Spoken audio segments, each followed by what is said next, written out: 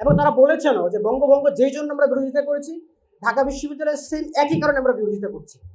তো তাদের ধারণা যে বঙ্গভঙ্গকে আমরা রদ করতে পারছি, দ্যাট মিনস তাদের উন্নতি হবে না। কিন্তু যদি আবার বিশ্ববিদ্যালয় প্রতিষ্ঠা হয়ে যায়, তাহলে বরঞ্চ শিক্ষার মাধ্যমে এই জাতি আবার উন্নত হয়ে যাবে। তো তাদের যে পারপাস, সেই পারপাস সার্ভ হবে না। এই জন্য ঢাকা বিশ্ববিদ্যালয় প্রতিষ্ঠার চরমভাবে বিরোধিতা করা হয় এই ভূখণ্ডের মুসলিমদেরকে এগিয়ে নিয়ে যাওয়ার জন্য। কিন্তু এই জিনিসটা অনেক সময় আমরা ভুলে যাই যে এই ভূখণ্ডে ইখতিয়ারউদ্দিন মোহাম্মদ বিন বখতিয়ার খিলজির জয়ের মাধ্যমে প্রায় 500 থেকে 550 বছর পর্যন্ত এই ভূখণ্ডে মুসলিমদের শাসন করে। যেই জনগোষ্ঠী প্রায় 550 বছর পর্যন্ত এই ভূখণ্ডের শাসক হিসাবে ছিল, তারা হঠাৎ করে পিছিয়ে কেন পড়ল, এই প্রশ্নটা আমরা বারবার ভুলে যাই। এর প্রেক্ষাপটটা খুবই সিম্পল, আমরা ইতিমধ্যে পুরো প্রবন্ধে বিস্তারিত শুনেছি। মৌলিক জায়গাটা হলো পলাশীর প্রান্তরে নবাব সিরাজউদ্দৌলার পতনের মধ্য দিয়ে প্রায় দীর্ঘ 190 বছরের পরাধীনতার শৃঙ্খলে আমরা আবদ্ধ হই এবং ব্রিটিশদের আগমনকে এই অঞ্চলের মানুষের মধ্যে দুইটা ভাগে ভাগ করে দেয়। একটা হচ্ছে, যেহেতু মুসলিমরা এখানে শাসক হিসেবে ছিল, মুসলিমরা কখনোই তাদের আগমনকে পজিটিভলি নিতে পারেনি। কিন্তু তার বিপরীতে আমরা দেখি হিন্দু সম্প্রদায় কিংবা কলকাতা কেন্দ্রিক যে বুদ্ধিজীবী শ্রেণী, তারা এই জিনিসটাকে একদিক থেকে আশীর্বাদ হিসেবে গ্রহণ করে। আর জায়গাটা খুবই সিম্পল ছিল, তাদের ধারণা বা তারা চিন্তা করতো যে এখানে আমাদের উপরে মুসলিমরা শাসন করতেছে, সুতরাং ব্রিটিশরা আসার মাধ্যমে মুসলিম শাসন থেকে আমরা মুক্তি পাবো। এই জন্য তারা এটাকে সাধারণ গ্রহণ করে। তো ইতিহাস পর্যালোচনা করলে দেখা যায় ব্রিটিশরা আগমনের প্রায় 100 থেকে 150 বছর পর্যন্ত যতগুলো আন্দোলন হয়েছে, প্রত্যেকটা আন্দোলনে বিশেষভাবে মুসলিমদের নেতৃত্বে হয়েছিল। হাজী শরীয়তুল্লাহর কথা আমরা জানি, বালাকোটের প্রান্তরে সৈয়দ আহমদ শহীদ রহমতুল্লাহের কথা আমরা জানি। এই প্রক্রিয়ার মধ্য দিয়ে মূলত এই ভূখণ্ডের মানুষের যে মুক্তির আন্দোলন, এই জিনিসটা শুরু হয়েছে। পরবর্তী সময়ে ব্রিটিশরা এসে মুসলমানদেরকে অফিসিয়ালি পিছিয়ে দেওয়ার জন্য সর্বপ্রথম তারা রাষ্ট্রভাষা ছিল ফার্সি, সে ফার্সি ভাষাকে বাতিল করে দেয় এবং রাষ্ট্রভাষা হিসেবে ইংরেজিকে ঘোষণা করে। এই এক সিদ্ধান্তের মধ্য দিয়ে মুসলমানদের যে অগ্রগতি ছিল, সম্পূর্ণরূপে তারা রাষ্ট্রের মৌলিক প্রত্যেকটা জায়গা থেকে পিছিয়ে পড়ে। রাজনীতি, অর্থনীতি থেকে প্রত্যেকটা সেক্টরে মুসলিমরা পিছিয়ে পড়ে এবং এর মাধ্যমেই মূলত এই অঞ্চলের মানুষ যারা ছিল, তারা সবগুলো জায়গায় পিছিয়ে পড়ার ফলে এই অঞ্চলের মানুষরা নানাভাবে বৈষম্যের শিকার হয়েছিল, যে জরিপগুলো আমরা ইতিমধ্যে দেখেছি। তখন ওই সময়কার যে মুসলিম নেতৃবৃন্দ, তাদের সবচেয়ে বড় সংকট জায়গা যে এই অঞ্চলের মানুষকে এগিয়ে কিভাবে নেওয়া যায়। মূল দ্বন্দ্বের জায়গাটা যখন বঙ্গভঙ্গ হয়, যখন আমরা এটা জানি 1905 সালে যখন বঙ্গভঙ্গ হয়, এই সকল পিছিয়ে পড়া বা হারানো যে ঐতিহ্য, সেই ঐতিহ্য ফিরে পাওয়ার একটা প্রথম আশার জায়গায় তৈরি হয় বঙ্গভঙ্গের মাধ্যমে। কারণ এই অঞ্চলে যখন ঢাকাকে রাজধানী করা হবে, স্বাভাবিকভাবে ঢাকাকে কেন্দ্র করে একটি সমৃদ্ধ শহর গড়ে উঠবে।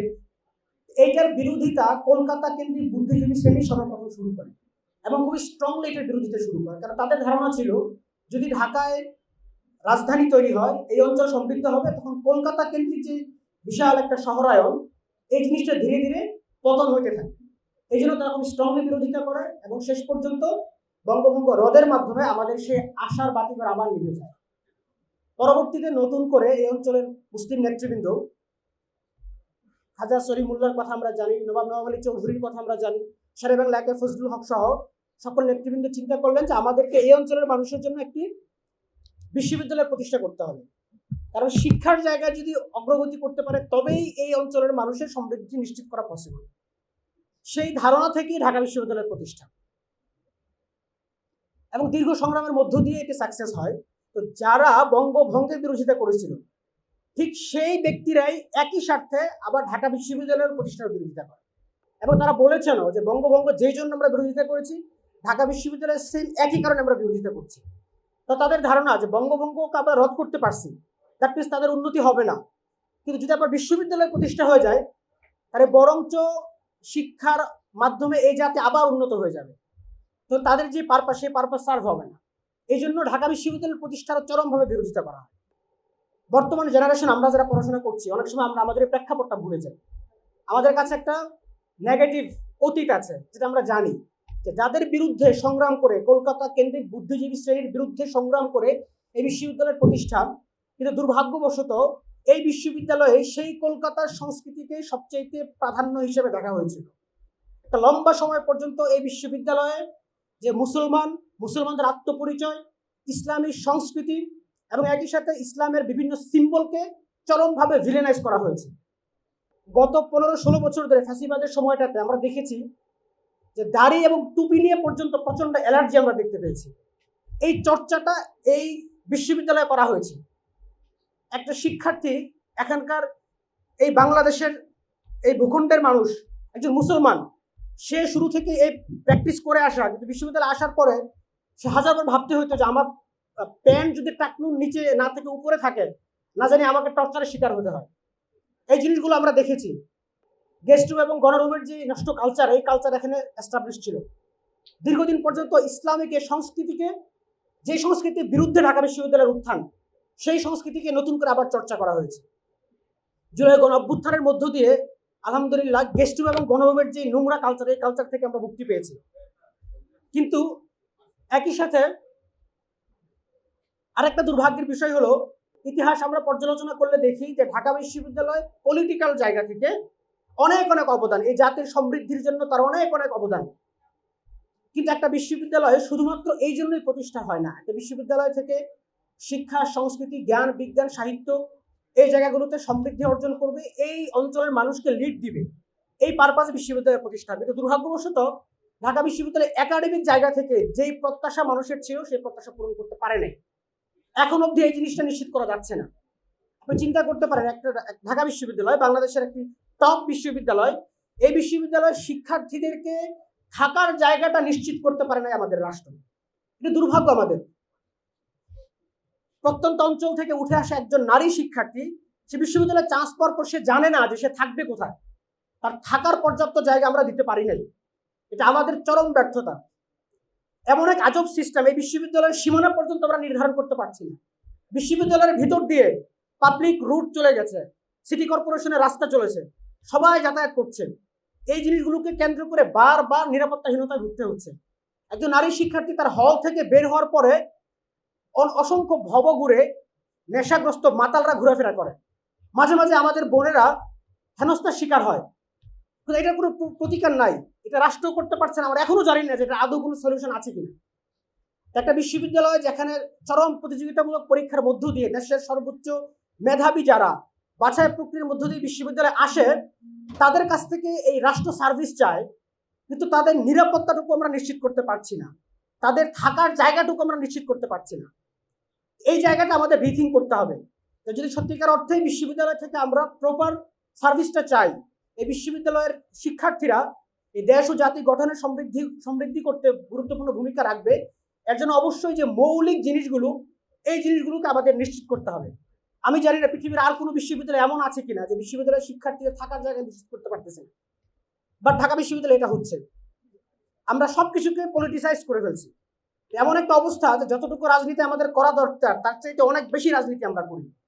ঢাকা বিশ্ববিদ্যালয়ের ভিসি থেকে শুরু করে একটা হলের ঝাড়ুদার, একটা কর্মচারী নিয়োগ হওয়া পর্যন্ত সেখানেও পলিটিক্যাল জিনিস চলে আসে। আমি একজন রাজনৈতিক দলের প্রতিনিধিত্ব করি, আপনি বলতে পারেন যে আমি এই কথা কেন বলছি। দুর্ভাগ্য আমাদের, এটা শুধুমাত্র একটা দল কিংবা মতার ইস্যু না, এটা পুরো জাতি এবং এই পুরো জাতির সমৃদ্ধির ইস্যু। আমরা এই জায়গায় যদি ডিল করতে না পারি, তাহলে আমরা আবারও পিছিয়ে পড়বো। এত স্বপ্ন এই বিশ্ববিদ্যালয়ের প্রতিষ্ঠা, সেই প্রতিষ্ঠার যে স্বপ্ন, সেই স্বপ্ন আমাদের ভঙ্গ হবে। আমরা এটা চাই না। সর্বশেষ যে পয়েন্টটা, একটা পয়েন্ট বলে আমি কথা শেষ করব, সেটি হচ্ছে ঢাকা বিশ্ববিদ্যালয়ের প্রতিষ্ঠার মৌলিক পারপাসগুলোর মধ্যে একটা ছিল পিছিয়ে পড়া জনগোষ্ঠী, যারা নিম্নবিত্ত, নিম্ন মধ্যবিত্ত, তাদের উত্থান, তারা যেন রাষ্ট্রের মৌলিক জায়গাগুলোতে গুরুত্বপূর্ণ অবদান রাখতে পারে, এই পারপাস এই বিশ্ববিদ্যালয়ের প্রতিষ্ঠা। কিন্তু দীর্ঘ সময় পর্যন্ত এই জিনিস পুরোপুরি বাস্তবায়ন হওয়ার সুযোগ হয় নাই। বারবার আন্দোলনের মাধ্যমে বিপ্লব হয়েছে, পরবর্তীতে আবার সেটা পুরনো সেই কাঠামোতে আবার চলে গেছে। 2024 সালে জুলাই বিপ্লবের মাধ্যমে ঢাকা বিশ্ববিদ্যালয়ের যে মৌলিক প্রস্তাবনা, মৌলিক স্বপ্ন, সেই স্বপ্ন বাস্তবায়নের পথে আমরা অগ্রসর হয়েছি। এই জুলাই বিপ্লবের মাধ্যমেই প্রথমবারের মতো বাংলাদেশের মধ্যবিত্ত, নিম্ন মধ্যবিত্ত শ্রেণী তার আত্মপরিচয় নিয়ে রাষ্ট্রের মৌলিক জায়গায় গুরুত্বপূর্ণ অবদান রাখছে। এটা আমাদের জন্য সবচেয়ে বড় পাওয়া। কিন্তু একই সাথে অ্যালার্মিং বিষয় হলো, এই জিনিসটাকে আমরা কতদিন পর্যন্ত অব্যাহত রাখতে পারবো। আমি বিশ্বাস করি ঢাকা বিশ্ববিদ্যালয় যে স্বপ্ন নিয়ে ঢাকা বিশ্ববিদ্যালয় যে লক্ষ্য নিয়ে প্রতিষ্ঠা হয়েছিল সেই লক্ষ্য বাস্তবায়নের দরজা 24 জুলাই গণঅভ্যুত্থানের মাধ্যমে এটা একেবারে খুলে গেছে। এখন আমাদের দায়িত্ব হচ্ছে এই দেশ এবং জাতি, এই ভূখণ্ডের সকল মানুষের অধিকার নিশ্চিত করার জন্য, এই ভূখণ্ডের মানুষের মৌলিক সমৃদ্ধি নিশ্চিত করার জন্য ঢাকা বিশ্ববিদ্যালয় নেতৃত্ব দিবে। এবং একই সাথে যেই প্রবলেমগুলোর কথা আমরা বললাম, যেই ফ্যাসিলিটিসগুলোর কথা আমরা বললাম, যে জিনিসগুলো একটা রাষ্ট্র তার বিশ্ববিদ্যালয়কে নিশ্চিত করতে হয়, কিন্তু এই জিনিসগুলো এখনো পর্যন্ত নিশ্চিত হয় নাই। এটি খুব দ্রুত সময়ের মধ্যে নিশ্চিত করবে এবং ঢাকা বিশ্ববিদ্যালয় থেকে শিক্ষা, সাহিত্য, জ্ঞান, বিজ্ঞান, সংস্কৃতিতে সমৃদ্ধি অর্জনের মাধ্যমে আমাদের এই পুরো জাতিকে পুরো বিশ্ব দরবারে একটি মডেল হিসেবে উপস্থাপন করবে। সেই প্রত্যাশা রেখে আপনাদের সবাইকে ধন্যবাদ জানিয়ে আমি আমার কথা এখানেই শেষ করছি। changeTV.press, এক ফোঁটা হলুদও নেই।